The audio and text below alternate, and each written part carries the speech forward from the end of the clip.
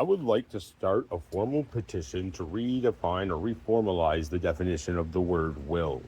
Because I just looked it up, and according to the AI answer on Google, will is three things: it's a noun for your will, it's a verb for saying you're going to do something, and it's also a noun or a technical definition for a document in which you decide what your state is going to be turned into or divided into, or how it's going to be handled if you die.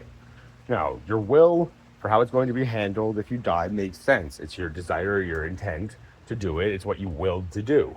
It's what you wanted to happen when you wrote your will, if it were that you were going to die. But that's a big if, which is something I wanted to point out is, for me, the word will always has an implicit if, because to me, it's I'm applying my will to this thing, not I'm going to do this thing. It's more like saying I am going to be willing to do this if this happens. When you say I will do something, like I will barbecue today, it doesn't really mean anything to me, because it's like I'm willing to barbecue, but it doesn't say I'm going to. It doesn't give me any details about how or where or when or what.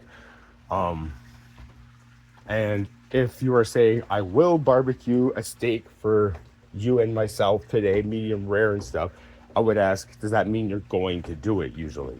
I don't really hear people say I will very often anymore.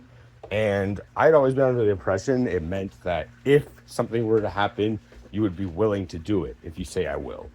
Um, Whereas you would say I'm going to if you're actually going to do it. And I thought that was like a big difference between those. But according to what I saw on the internet on the Google AI answer, that's not the case. And that completely baffles me, because the word will as your noun for your will does not mean you're going to do something. It doesn't imply that you're going to do something. It means you're applying the ability and drive of yourself to the idea of doing something. For example, I'm willing to open this door. That means I'm telling myself I can open this door, but it's if I choose to. It's not that I'm choosing to open it. Now, if I need to go inside, I will open the door. That's a more proper use of the word to me, because there's a condition for it where the will is turned into something that still has to do with willpower, and not necessarily a definitive statement that something's going to happen in the future.